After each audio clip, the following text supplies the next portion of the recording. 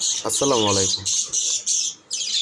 আমাদের প্রকৃতিতে অনেক রকম ঔষধি গাছ আছে। তার ভিতরে একটি হচ্ছে গিয়ে দুলফা ঘাস।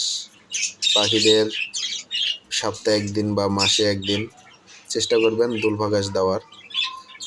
এতে পাখির ইমিউনিটি সিস্টেম বা রোগ প্রতিরোধ ক্ষমতা এগুলো বাড়ে।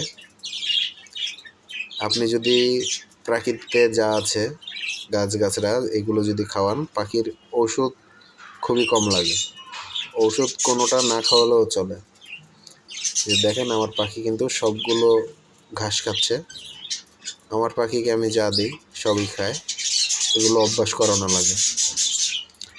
চেষ্টা করবেন সবাই সব ধরনের খাবার দেওয়ার জন্য। পাখি অভ্যস্ত থাকলে আপনি যে কোনো খাবার দিলেই খাবে। ওদের রোগ প্রতিরোধ ক্ষমতা অনেক ভালো থাকবে।